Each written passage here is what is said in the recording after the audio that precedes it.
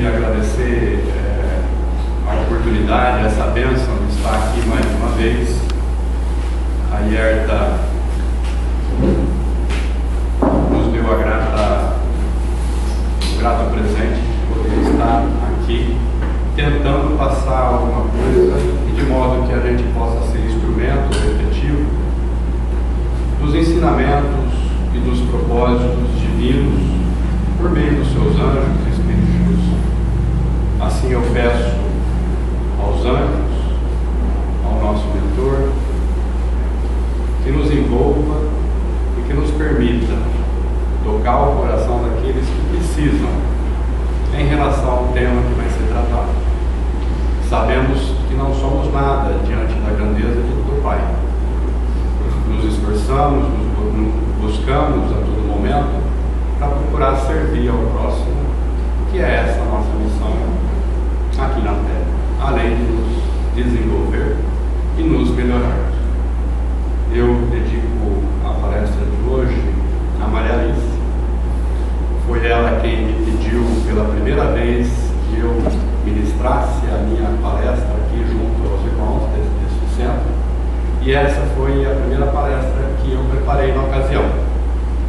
Eu peço desculpa para quem porventura tenha assistido, embora é uma nova versão, tem novos elementos, e nesses 2 anos eu não consegui, foi o que eu disse para a Ierta, eu não estou conseguindo preparar novas palestras, e perguntei para a Ierta se eu poderia dar essa que está marcada também para ser dada no Kardec no dia 24 de agosto. A Ierta, não tem problema, quem viu esqueceu e é bom.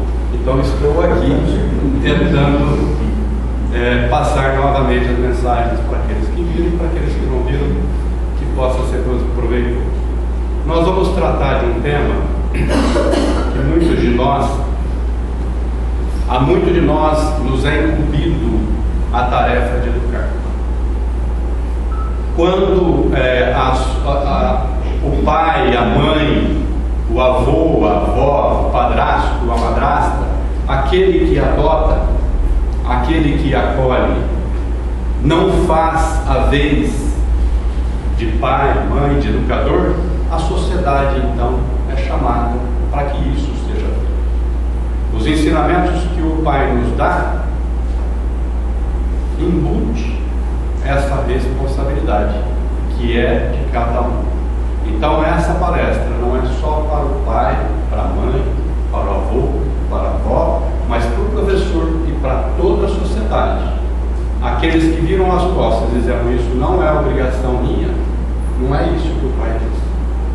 Quando o pai e a mãe estão ausentes, é a sociedade que se responsabiliza por cuidar daquele que está desamparado. Então eu vou falar sobre educação, formação de homens, mulheres, homens da raça humana. Nós vivemos em sociedade. Estamos cansados de escutar que um país forte é formado por uma educação sólida. O contrário também é verdadeiro. Um país adoentado como o nosso está no momento é porque é formado por cidadãos que estão afetados ou distorcidos em sua formação. Um país é formado de famílias e a família é formada por indivíduos. Nós só vamos modificar a nossa nação quando cada um de nós assumirmos a nossa absurda e alta responsabilidade do que temos que fazer ao nosso redor. Uma sociedade e uma nação doente é porque estamos doentes. Então cabe a cada um indivíduo no seio da família e sob a responsabilidade do pai, da mãe ou do irmão mais velho que é responsável pela educação daqueles que fazem parte da família, encaminhar e estar em sintonia com o compromisso da educação. Essa educação muito nos tem sido passado em relação aos valores terrenos. Mas é essa a educação que nós devemos adotar? E é sobre isso que nós vamos falar. No capítulo 14 do Evangelho segundo o Espiritismo, honrai vosso pai e vossa mãe, no item 8, fala sobre o parentesco corporal e espiritual. Nós estamos numa família, não é o acaso. Sabemos que o acaso não existe.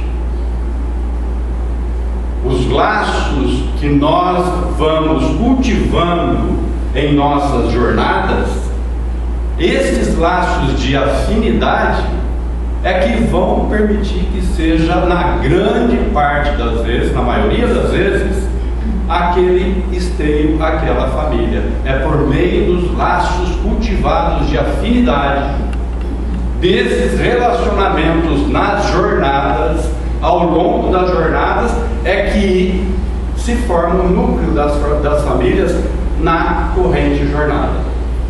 Em outras vezes,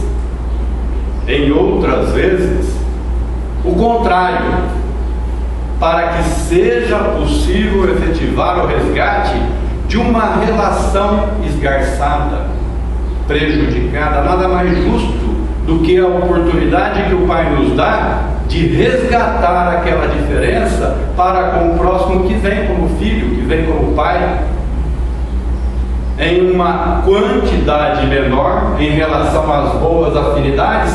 O contrário também acontece. O propósito dessa reunião em família é absurdamente genial. É permitir que cada um de nós possamos nos melhorar. Conviver no dia a dia é absurdamente difícil. E essas oportunidades enriquecidas que nos faz ter a condição de sanar as nossas más inclinações, tendências, nos refazer a todo momento com aqueles que nos rodeiam, que estão conosco nessa jornada, e assim por diante. Portanto, a família é um projeto divino. A família não foi inventada por nós. Muita presunção daqueles que acham e que podem desprezar a família. Na questão 775, faz-se a seguinte pergunta, com outras palavras: e se fosse possível afrouxar esses laços familiares ou dissolver a família? A resposta dada pelos anjos, pelos espíritos de luz, é a seguinte: teríamos então a recrudescência do egoísmo. Singela resposta, mas de uma amplitude absurda. O que é a recrudescência do egoísmo? Estamos na família para aprender a dividir, para ser solidário, para dar e receber amor, para parar, por meio dessa dificuldade, dessa oportunidade, as nossas diferenças. Se ficamos isolados, ou se não temos mais a família para que possamos nessa jornada caminhar, o egoísmo se fortalece. Recrudescência é o fortalecimento, se torna robusto fortemente. Portanto, a família é absurdamente importante e é um projeto divino. Kardec, que foi educado e se formou segundo os ensinamentos de Pestalozzi, que tinha o propósito de instigar e procurar novos meios de educar a si mesmo e ao próximo, definiu o que é educar. Educar é a arte de moldar o caráter.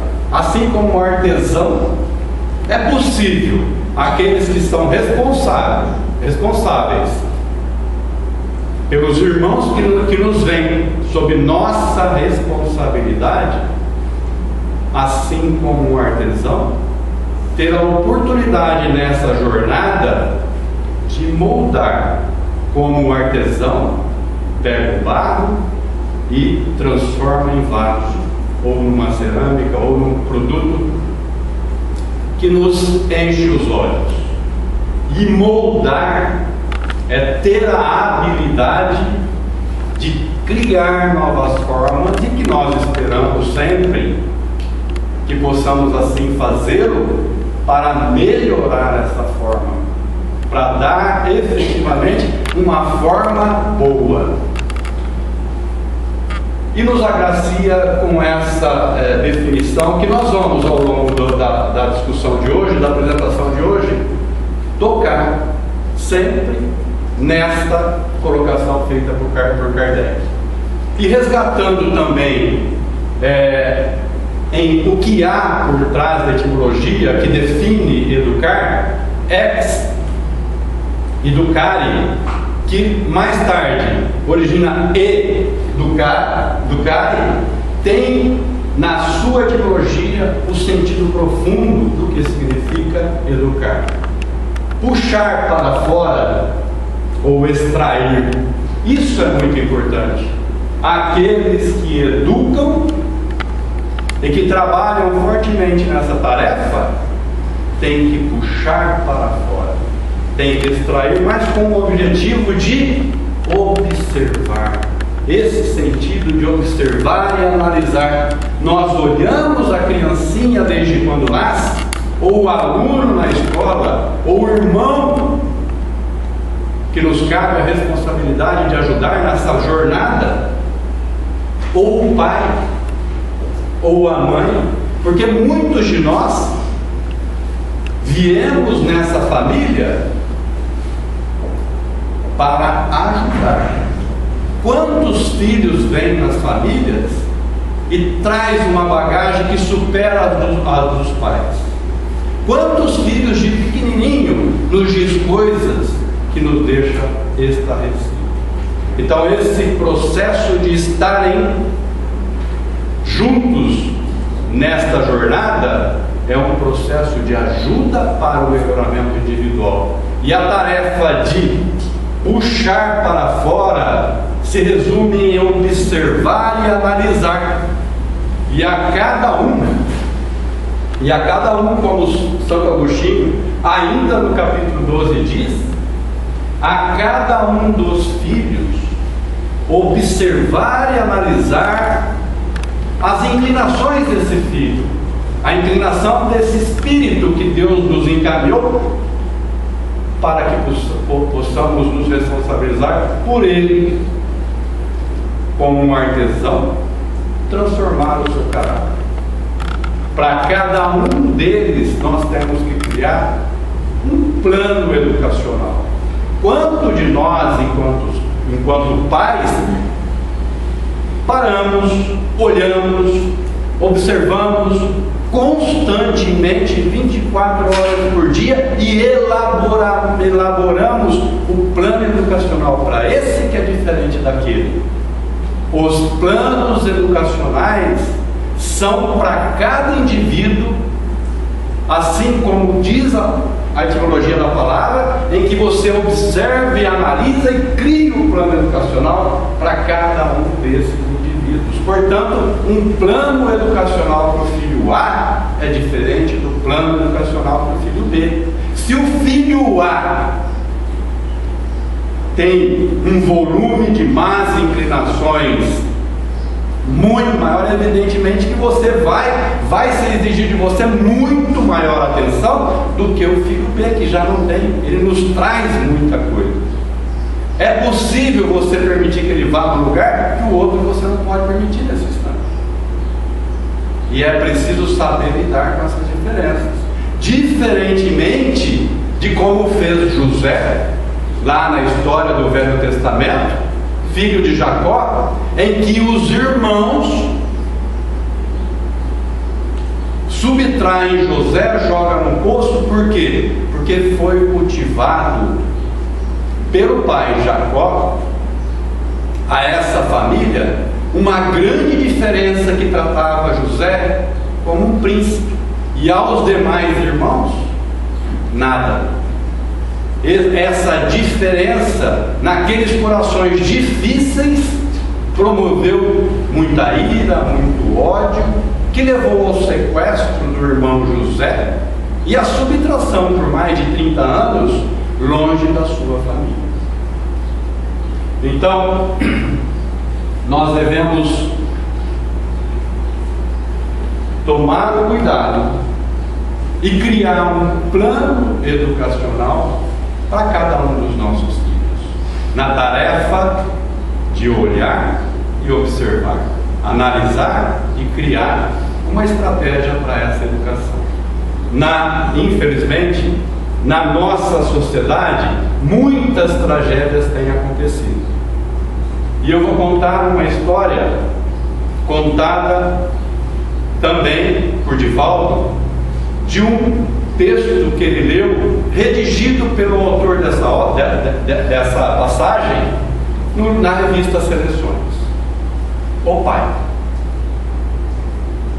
Esse pai, preste bem atenção nisso, esse pai queria muito, casado e com filho, dar de tudo para a sua família, o conforto, as condições, que colocava a sua família num patamar muito bom. E esse pai, imbuído dessa tarefa, o grande provedor, quantos pais estão por aí que acham o grande provedor e carregam nas suas costas essa grande responsabilidade de prover?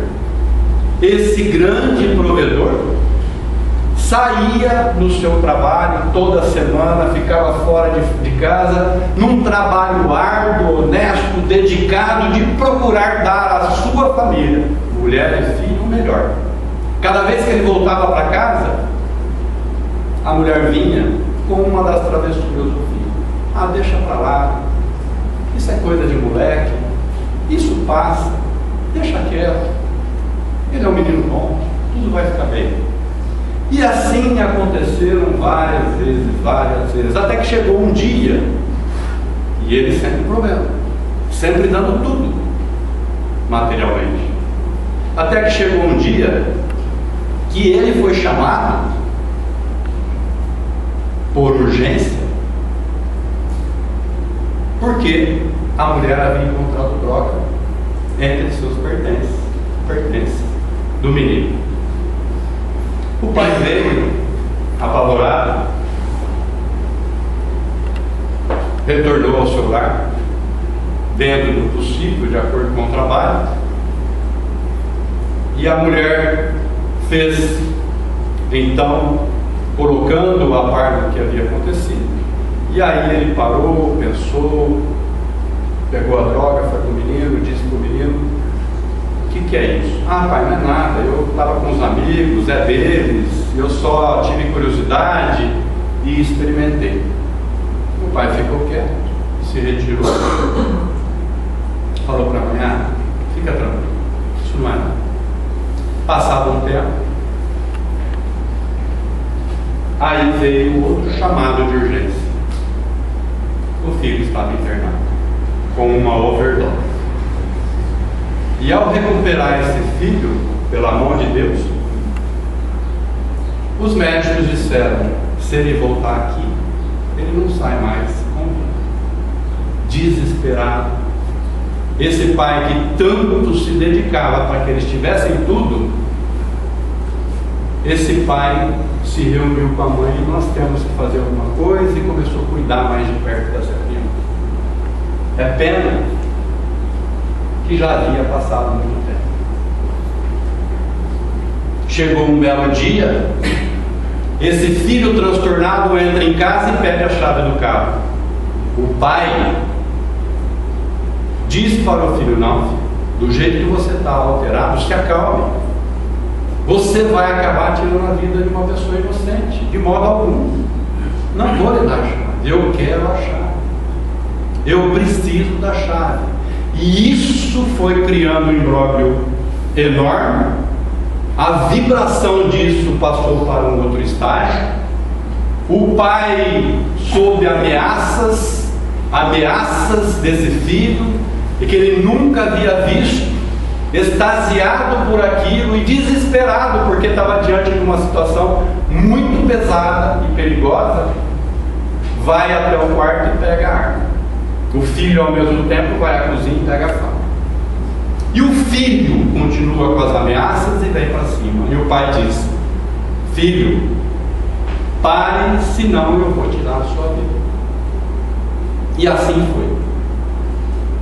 O título dessa história, na revista Seleções, lida por Divaldo e contada por ele, é assim: o pai que mata o filho. Esse pai foi a julgamento junto com a mãe. No julgamento, ele pôde dizer que estava muito entristecido, mas ele não estava arrependido. Por quê? Porque se ele assim não o fizesse, meu filho ia tirar a vida de outras pessoas inocentes e eu não ia aguentar. E aí ele disse assim: eu estou muito triste, eu e minha mulher gostaríamos de morrer, porque nós erramos com o nosso filho. A tristeza nos consome e para nós o único desejo que nós temos é a morte. Esse pai, ele foi liberado por unanimidade pelo júri, mas nunca mais foi a mesma pessoa. Em depressão profunda, sempre se questionava: onde foi que eu errei? Quantos pais podem estar envolvidos nessas tragédias e nesses erros? Eu peguei alguns porque estiveram muito fortemente na mídia. O índio Pataxó Galdino, no dia do índio, estava em Brasília e, ao se perder dos outros índios, dormiu próximo de um ponto de ônibus, uma coisa assim. Os meninos da classe média alta, ou da alta sociedade, executam um plano ao ver um índio deitado e coberto, indo estrategicamente em busca de comprar algo. E vão e compram o alvo. Tudo muito ardilosamente planejado. E colocam fogo no índio e o índio morre queimado. Um desses filhos é filho de juiz. Onde foi que eu errei? A menina Isabela, filha de Alexandre Nardoni, todos conhecem essa história, ela é jogada da janela, uma criancinha, e que mais tarde, e os dias de hoje chegam informações da própria madrasta que estava no carro antes disso acontecer, de que eles se desequilibraram e de uma maneira muito ríspida e forte, lançaram uma agressão na menina que estava no banco de trás, da Isabela, e ela caiu desfalecida ali mesmo. Desesperado, eles ligam para o pai, que é advogado, e o pai, isso quem disse, é uma data recentemente, e o pai pede para que seja simulada uma situação de que ela foi jogada. Há muitos questionam se essa menininha ainda não estava viva quando ela foi jogada. Que orientação é essa? Por que que esse pai, o pai da Isabela, com a madrasta, se desequilibram facilmente com uma criança? A criança faz birra, a criança que está longe da sua mãe biológica e que está naquele clima, ela tem as suas carências que tem que ser olhada com amor. Porque essa ausência de amor no coração desses jovens que estão dados o direito de ser pai? Porque essa ausência de amor? Porque os pais não têm privilegiado o amor nas suas relações? Por que esse menino, o pai, não pode ser contrariado? Ou por que a felicidade dele é tão importante que ele é capaz de sobrepor com violência a filha que está estragando o final de semana na visão deles? A garota Eloá, que o rapaz Lindenberg sequestra e diante de um condomínio popular, a polícia entra e ele mata a garota Eloá, a namorada. Por quê? Porque a namorada rompeu com o Lindenberg, o namorado, e ele não foi capaz de escutar um não. Ele não sabe lidar com isso. Talvez nem tivesse tido família para poder ensinar isso. E assim vai o Rafael, o rapaz filho da Cícera Guimarães, que passeava com skate num trecho de um túnel que estava interditado, e vem um carro em alta velocidade e subtrai a vida desse rapaz. Por que esse carro de um jovem também entra nesse trecho que está interditado em alta velocidade?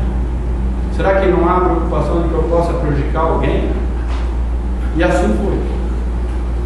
E essa agressão eu coloco porque ela foi filmada de um grupo passando por uma pessoa que mostrava ser gay, e aí esse grupo, um deles vem de maneira sorrateira e agride fortemente esse rapazinho que vem no sentido contrário. Isso foi filmado e foi mostrado. Por que tanta violência assim?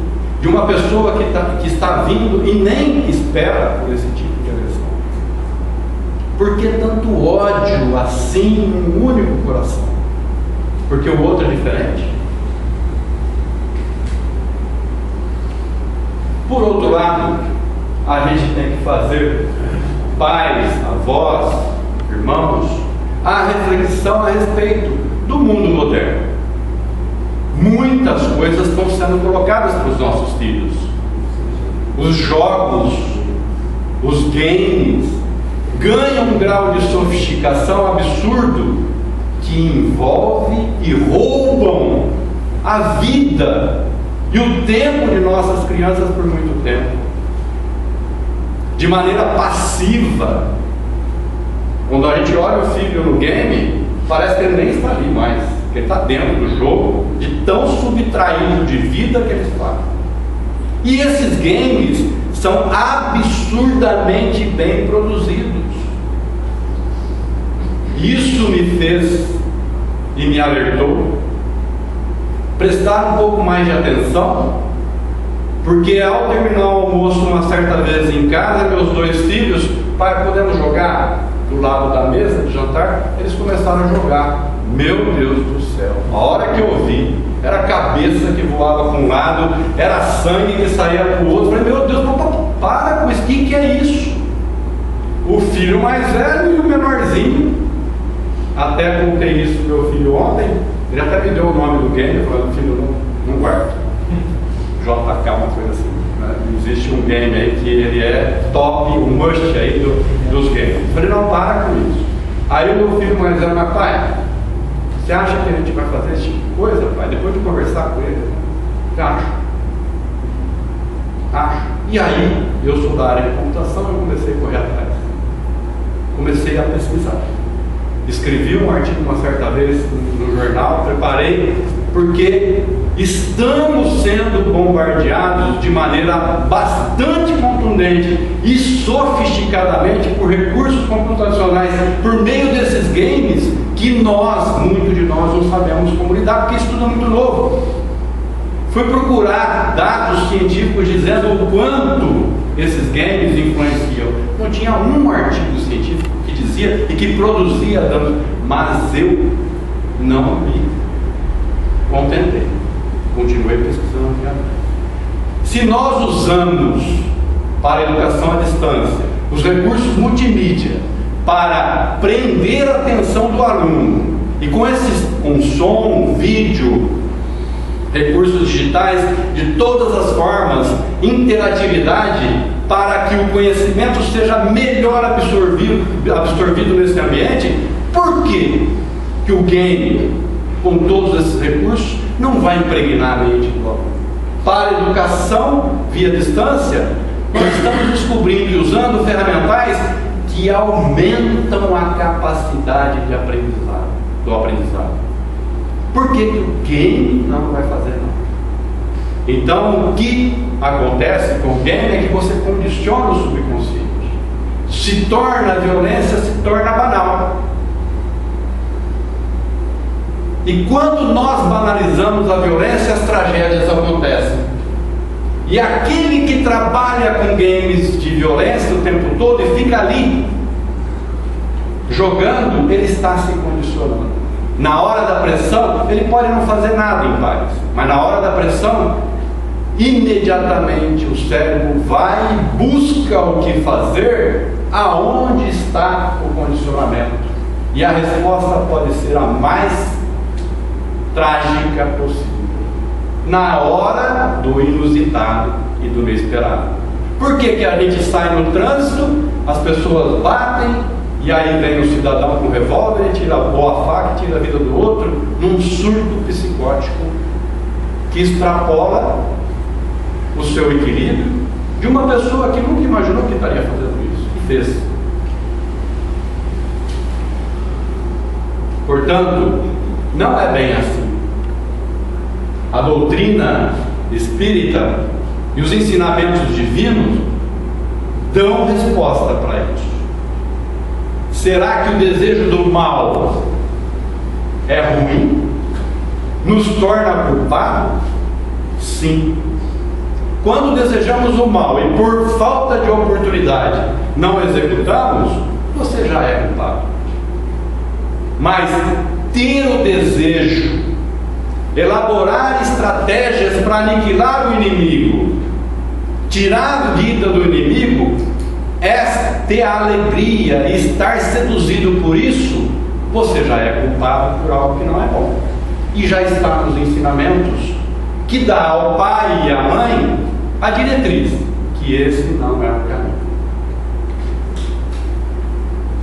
O desejo pelo mal torna o homem, sim, culpado perante o Pai, perante Deus.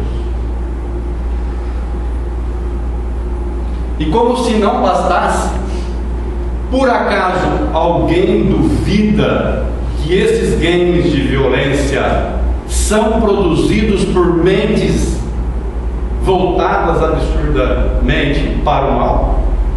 Ou seriam por mentes voltadas para o bem? Existe uma incompatibilidade de que isso pudesse na nossa mente ter a origem em pessoas boas. Há uma incoerência muito grande. Evidentemente, e nesse livro, Comunidade Educacional das Trevas, nos mostra que não é assim.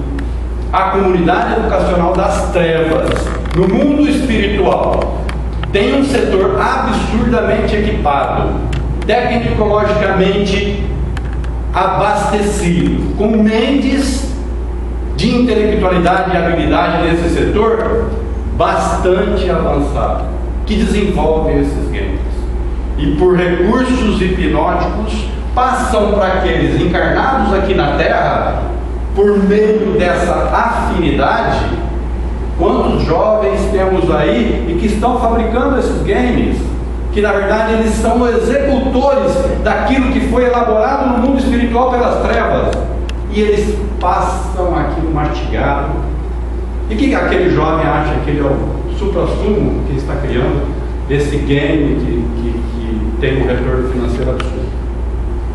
Portanto, gente, a origem desses games, como está registrado na literatura, a origem é muito perniciosa.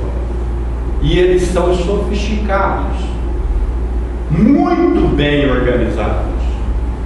E esses games são passados por eles. Não tem nada nosso aqui. Nós apenas somos instrumento porque estamos na sintonia deles e servimos de instrumento para que essas ideias fantásticas possam chegar às nossas crianças. E criamos um exército condicionado na violência, que é capaz de olhar um irmão caído, sofrendo, e virar as costas. Porque isso é banal, isso acontece. Lá no meu joguinho eu faço muito isso. Outra coisa, a ausência dos ensinamentos divinos nos torna cada vez mais difícil a tarefa de educar os nossos filhos. Se nós desde criança, ou muito precocemente, não vamos passando para eles os conceitos de Deus, aquilo que Jesus nos deixou, vai se tornando cada vez mais difícil conversar sobre isso com aquele adolescente que chega na fase de frequentar as baladas, e você ciente do que acontece nesses locais, que é reproduzido nesse livro que é bastante singelo, Luz que Consola os Aflitos, mas é baseado em fatos verídicos.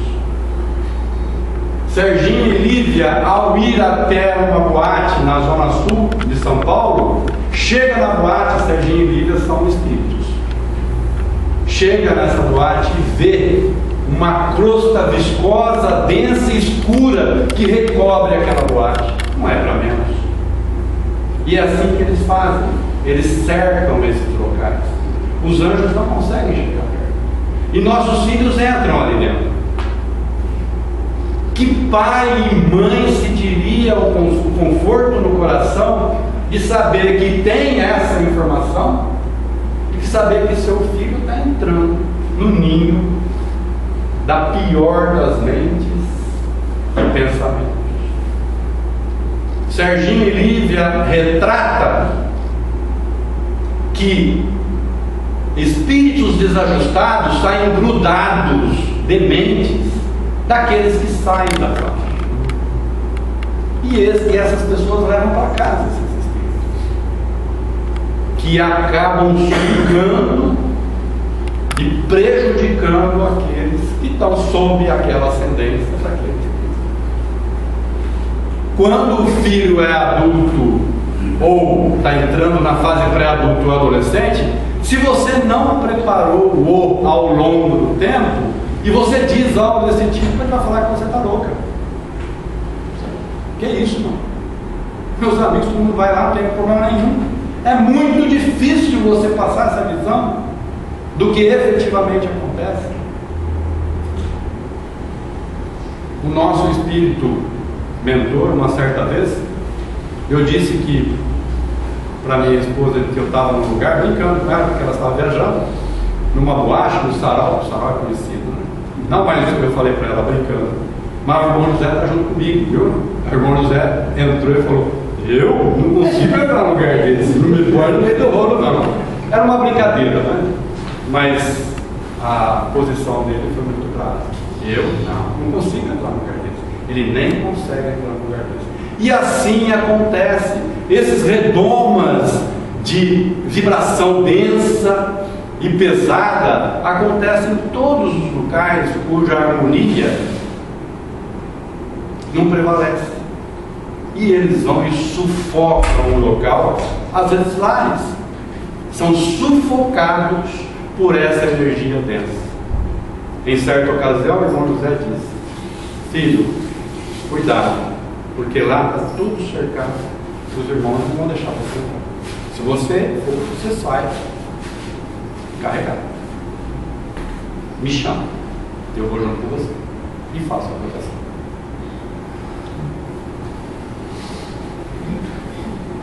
Educar, a arte de moldar o caráter, de criar habilidades. Educação é a coleção de habilidades, assim como diz Kardec, nos é proporcionada por meio de vários recursos ao longo da jornada com as nossas crianças, ou junto com irmãos, ou junto com os pais, no propósito de que possamos melhor direcioná-los em várias oportunidades. Divaldo conta uma história que aconteceu na Mansão do Caminhos, que tem alguns milhares de crianças arrebanhadas por Divaldo e cuidadas por Divaldo, né? A Mansão do Caminho é coordenada, foi criada por Divaldo. Em certa ocasião, uma criança de 6 meses lhe foi entregue. Os pais desistiram daquela criança e foi entregue à Mansão do Caminho. Aos 4 anos, essa criança já provocava um fuzuê entre as voluntárias cuidadoras da Mansão do Caminho. Porque esse menininho de 4 anos, com um pedaço de metal que ele arrancou da cinta de um barril, ele fez uma faca e dizia que queria matar todo mundo. As tias lá ficaram em Pandaré. E isso aconteceu várias vezes numa intensidade significativa. Cada vez que acontecia isso, o Divaldo ficava transtornado, mas pegava o menininho: filho, fica aqui. Ah, eu quero matar. Mas por que não? Por que você quer matar? Porque, tio, eu sinto o quente do sangue na mão, minha madeirista. Mas como é que você sabe? Meu filho: ah, não sei. Isso ele já falou aos 4 anos. Então, filho, fica aqui com o tio está trabalhando, fica aqui até passar essa vontade. E ele ficava lá, em cima no chão, aí passava a vontade. Tá bom, agora passou, aí eu estava brincando. Mas isso se repetia constantemente. Chegou aos 12 anos, nenhuma das tias mais queria ficar com esse menino. Porque ele insistia, porque ele queria matar. E cada vez foi ficando mais complicado. E todas as vezes o Divaldo contornava isso com amor. E aos 12 anos o Divaldo resolveu dar um checkmate. Olha, filho, ninguém mais quer ficar com você. Eu não tenho mais o que fazer. Se você não parar com isso, eu vou ter que mandar você embora. Ah, tá bom, tio, desculpa, não vou fazer nada. Esse menino foi evangelizado, porque todos são evangelizados. E aos 18 anos o menino pediu a emancipação dele. E numa conversa, a última conversa que Divaldo teve antes dele sair, Divaldo chamou e disse assim: meu filho, agora você vai. Eu não vou mais poder estar junto com você. Você vai seguir a sua vida. E quando você tiver esse desejo de matar, você rapidamente procure, venha até mim e tire a minha vida. Mas tio, como que eu vou fazer isso com o senhor? Filho, a sociedade nos deu tudo. A sociedade permitiu que eu criasse você assim como os outros irmãos seus que estão aqui. Ela foi muito generosa com a gente. E a humanidade é a sociedade. Então, se você tirar a vida de alguém da sociedade, eu vou me sentir um fracassado, porque foi me dado a responsabilidade de cuidar de você. Então você vem antes e tira a minha vida. Tá bom, pode deixar. 10 anos depois, Divaldo encontra esse garoto numa cerimônia promovida pelos vereadores lá em Salvador, por conta da mansão e de todos os serviços prestados para a mansão do caminho. Aparece no momento que é dada uma lembrança para o Divaldo, é feita uma caricatura e é passada para o Divaldo. Bom, resumindo e adiantando a história, quem fez essa caricatura foi o menino. E a hora que o menino foi entregar essa caricatura para o Divaldo, na verdade o Divaldo pegou a caricatura, ficou extremamente envaidecido com tanta beleza daquele desenho, né? E até o Divaldo falou: nossa, conseguiu colocar tudo meu aqui, né? E aí pediu para chamar: mas quem é que fez? E aí veio o menino. Eles se abraçaram e se retiraram do lado, e Divaldo teve uma curiosidade. E aí, meu filho, e aquela vontade que você tinha? Ah, tio, graças a Deus, está tudo em paz. Nunca fiz. E quando eu sentia vontade, você vinha na minha frente. E eu senti um remorso danado e essa vontade ia embora. Eu nunca consegui fazer isso. Aí Divaldo chorou, abraçou. Você está salvo. Você tem que agradecer ao seu livre-arbítrio, à sua consciência. Porque todas as vezes você fez a opção pelo bem. E você não fez a opção pelo bem. E agora eu posso te contar porque você tem condições de entender. Já de muito, os Espíritos me contaram que esse desejo são flashes na sua mente que vêm por conta da encarnação passada. Você foi um criminoso muito pesado e isso lhe atormentava também nessas experiências. E o meu dever era colocar esses impulsos seus no lugar e te dar a oportunidade de resgatar e ficar longe dessa possibilidade de repetir nessa encarnação tanta violência e tanta tragédia cometida por você na encarnação passada. Segue em frente, meu filho. Então, educar é isso. é ter paciência, é dar amor, é criar um plano educacional assim como o Divaldo criou para essa criança. Olha a sabedoria de Divaldo. Na hora que esse menino foi embora, mostrou para ele que a sociedade deu tudo para ele. Por que ele vai tirar a vida daqueles que compõem a sociedade? E se você fizer isso, eu sou culpado. Vem e tire a minha vida. Quanta nobreza, quanto carinho, quanto amor. Somente o amor e a doutrina, o Evangelho, os ensinamentos de Jesus que foram colocados no coração dessa criança é que salvou essa vida nessa jornada. É que se foi possível ganhar essa vida nessa jornada. Então, irmãos, em diversas oportunidades sempre há um jeito de nós colocarmos Deus nos ensinamentos. E se falarmos dos ensinamentos divinos, nós temos que falar de amor. Sempre há um jeito de ensinar com muito amor. Nós temos que passar para essas crianças apreço pela boa ética. O que é apreço pela boa ética? O que é zelo pelo coletivo? A boa ética é até onde eu posso ir, de maneira que eu não prejudique o próximo. Então tudo aquilo que eu possa fazer, de modo que eu não cause prejuízo, eu estou dentro da boa ética. Se serve para nós, os judeus, ao vender um terreno, nós faríamos como? Aquele que deu o melhor valor, eu vendo. Ao vender o terreno, o judeu primeiro pergunta para o vizinho se ele não quer comprar esse terreno. E oferece para ele. E se ele chegar no acordo, o terreno é vendido para o vizinho. Porque o vizinho pode ter a oportunidade de ampliar sua casa, ou de manter aquele terreno e não vender, por exemplo, uma boate, coisas do tipo, que acontece muito aqui, né, por conta de tudo que é possível fazer na lei de zoneamento que a gente tem.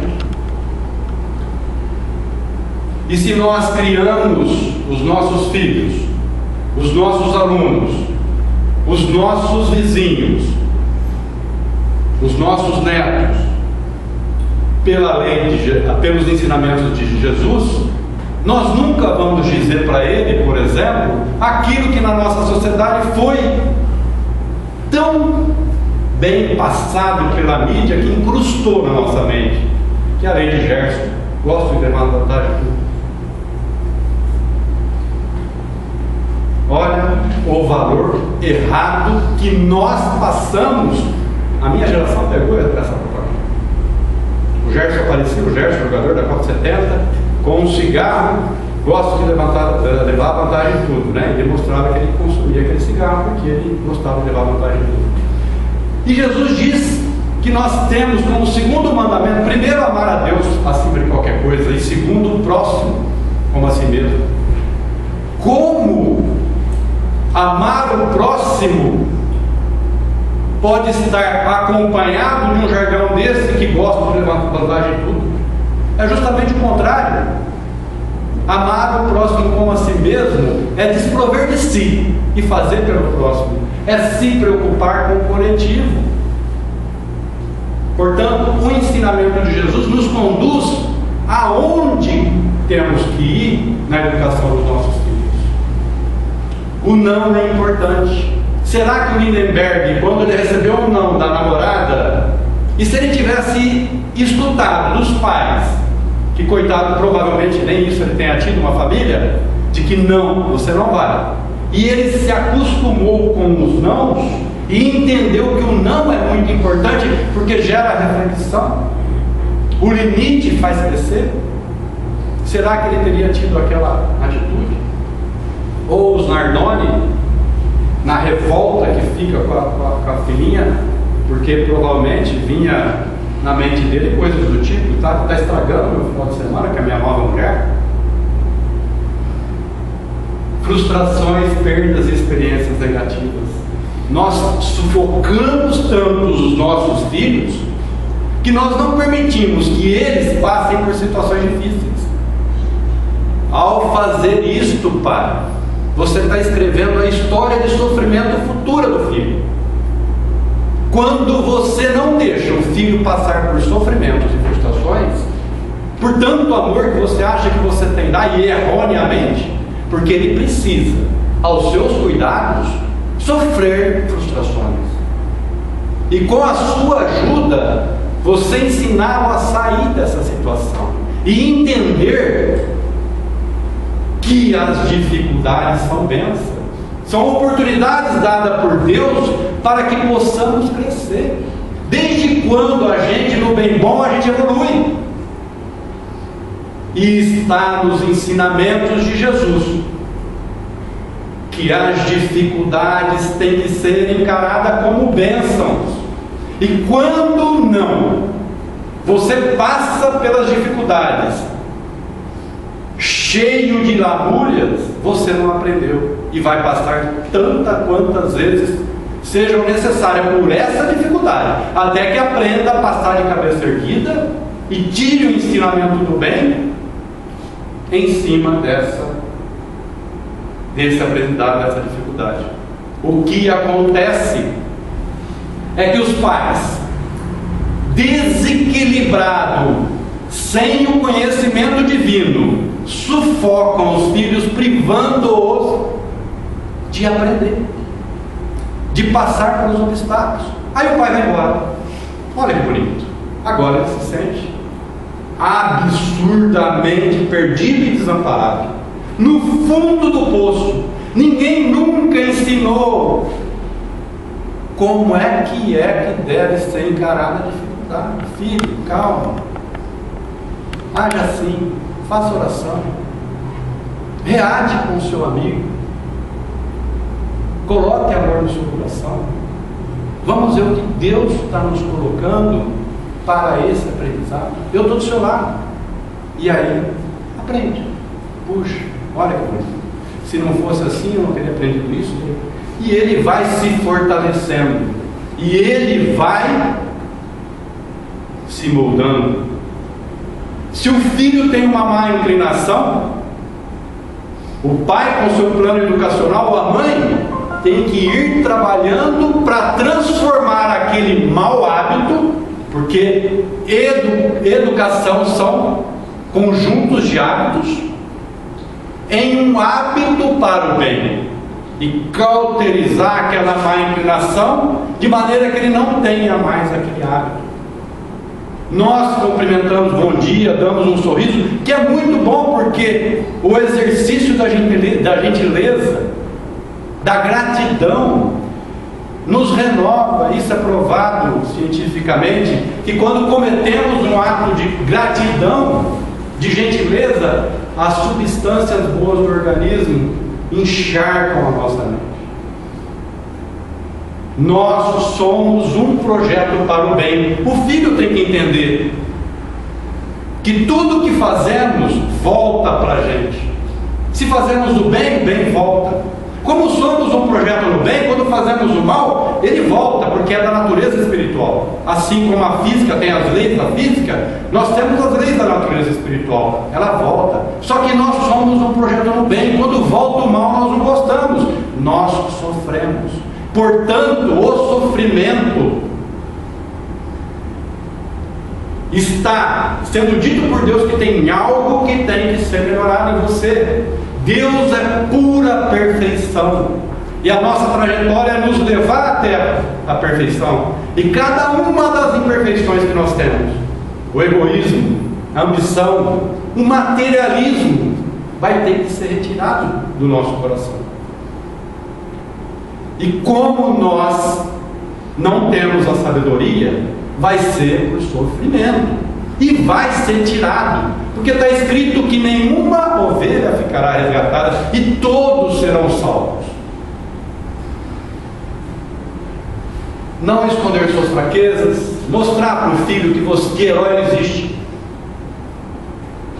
que nós somos seres humanos e que nós estamos aqui para se melhorar. Portanto, criar o estigma, o padrão de que o pai e a mãe são perfeitíssimos e não cometem erro. Na hora que ele cometer, ele vai se sentir um fracassado. E fazendo a comparação com o ídolo, com o pai, com a mãe, ele vai entrar em desgraça, em sofrimento. Vai ser muito difícil. Então, quando você mostra que você é uma alma também endividada, cheia de defeitos, e assim como ele está aqui para crescer, você diz para ele que estamos juntos. Hoje eu te ajudo, amanhã você vai me ajudar. Bom, isso é passado através das conversas, mostrando suas experiências, seus momentos de fraqueza, os momentos de fraqueza, de obstáculo, e que você teve que colocar garra e deu certo. Então essa troca, essa interação com a criança e com aquele que está sob nossa responsabilidade é muito importante. Nunca dá ao peixe, ensine a pescar. O mal que você comete dando o peixe mata uma fome, mas quando você não estiver, ele não sabe pescar. O que acontece? Sofre e morre de fome.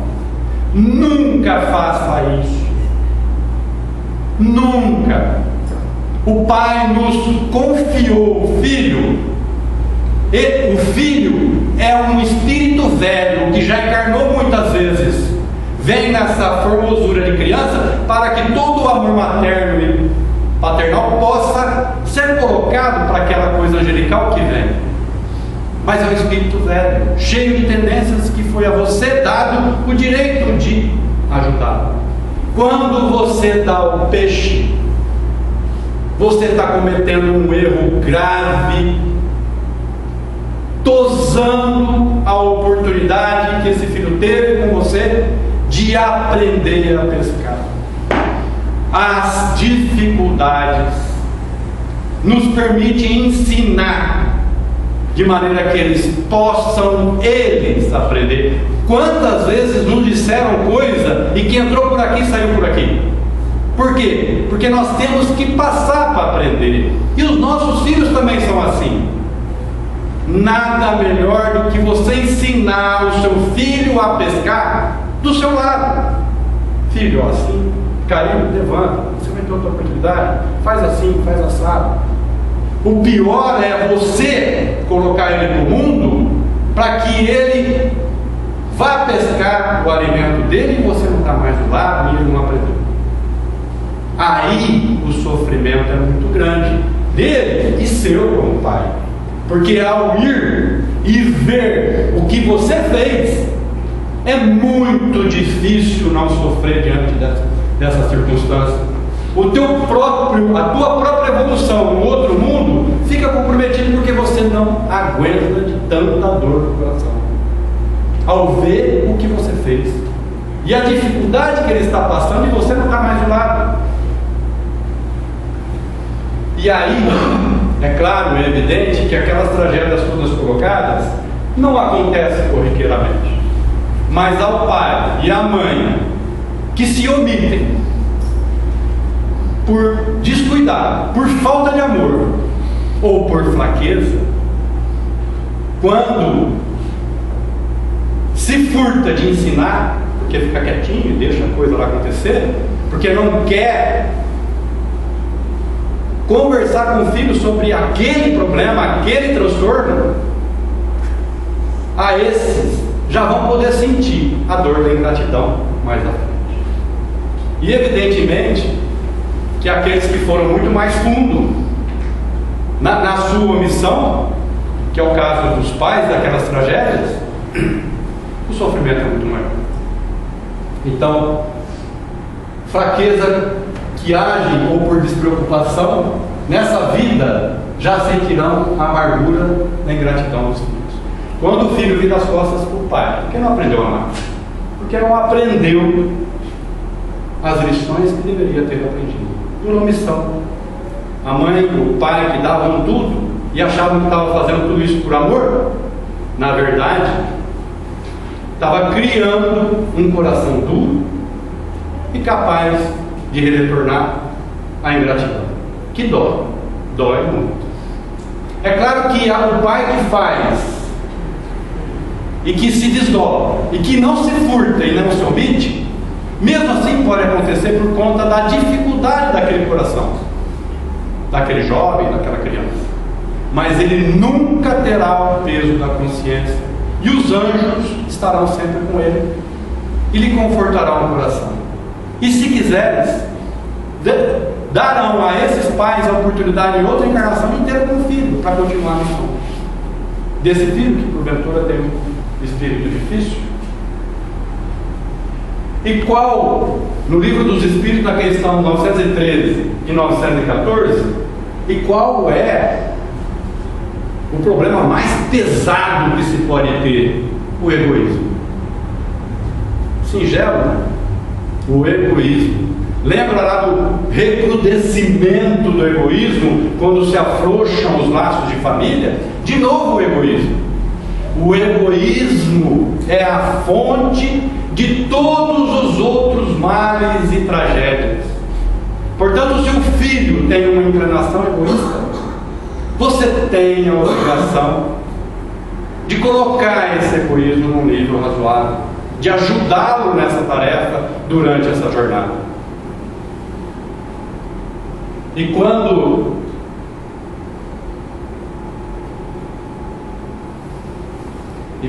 no item 914, e quando você faz o seu trabalho de educar junto com a evangelização, que é o correto, não dá para fazer separado disso e ter efeitos. Quando você faz junto com a evangelização, você tem efeitos ditos e já colocados por Jesus, absurdamente mais significativos. E como é que se educa? Através da vivência. Jesus disse: instruí-vos.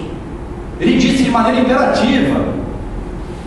Você tem por obrigação se instruir a respeito das coisas divinas. Está escrito lá. E o que você tem feito nesse sentido?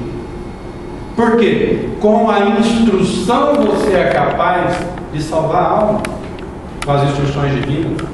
E com essa vivência e com esse conhecimento, é claro que o conhecimento, a cultura, a intelectualidade é importante, porque consegue avançar e enxergar outras coisas, né? Ampliar, inclusive em relação aos ensinamentos de Jesus, ampliar o potencial de entendimento do que foi dito. Jesus não diz que muitas das coisas que falam não são para vocês, porque você não tem capacidade de entender isso agora.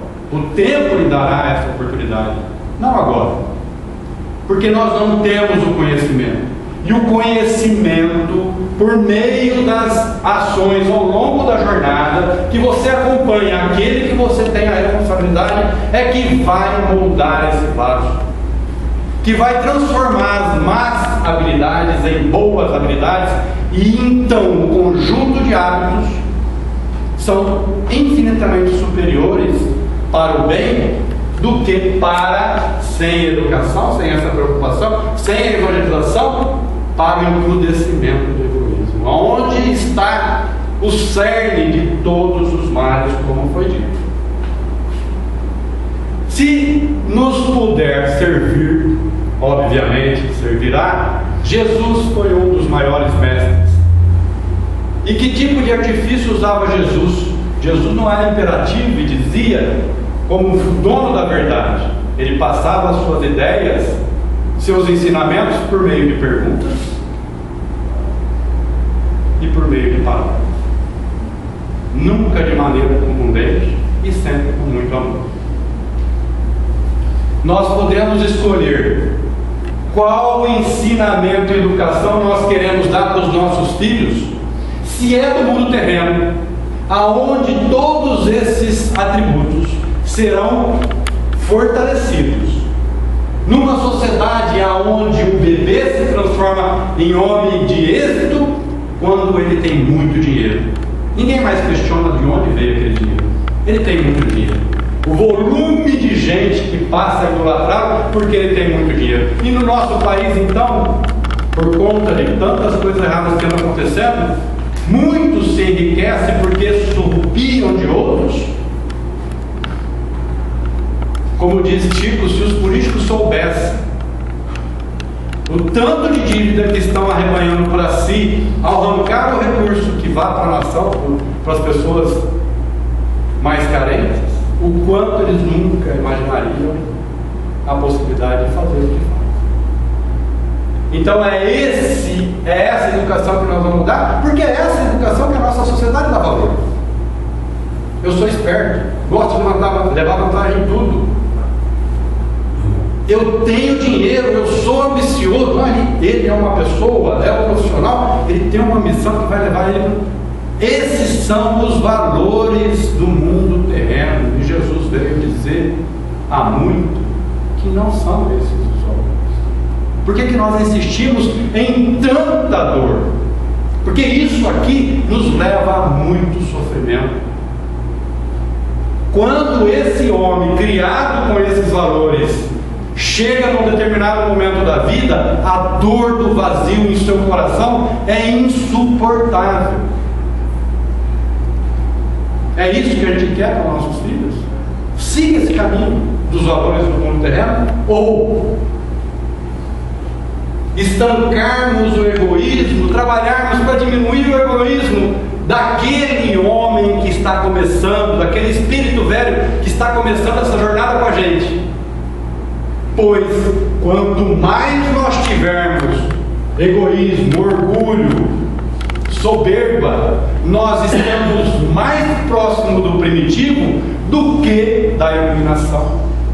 Nós somos seres mais primitivos porque temos incrustado ainda esses valores muito fortes na gente, do que próximo do Pai. Se o Pai nos diz que nós devemos aprender o amor incondicional, o que é o amor incondicional? Quando nós, o eu, não existe mais. O que existe é o próximo. É aquilo que o nosso anjo da guarda, que nos endossou para essa encarnação, porque ele disse: eu vou com ele. Ele vive 24 horas em função da gente. O anjo da guarda pratica e chegou no nível de amor incondicional. Nada que fazemos o aborrece, porque o amor dele é incondicional e enorme. Ele está ali, independente das burradas que fazemos, ele está ali. Ele não vai desistir de nós, porque ele endossou a nossa encarnação, e a luminosidade, a elevação dele espiritual é muito grande, nós o entendemos. É essa educação que vai nos distanciar do homem primitivo e nos levar mais acima. É essa educação ensinada por Jesus que nós vamos adotar, ou é a anterior? Saiba que a anterior vai gerar muito sofrimento. Cada uma das imperfeições que nós tivermos, ela vai ter que ser retirada.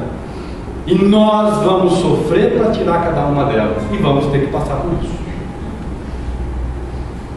Eu queria fechar a palestra com um trechinho da música da Ana Carolina, que diz assim: é isso aí, um vendedor de flores, ensinar seus filhos a escolher seus amigos. A simplicidade de alguém que dedica a vida inteira à humildade de cuidar daquilo que é extremamente lindo, que são as flores. É evidente que quem cuida de flor, que é um florista, não tem a ambição de ser um rico ou ter uma vida abastada.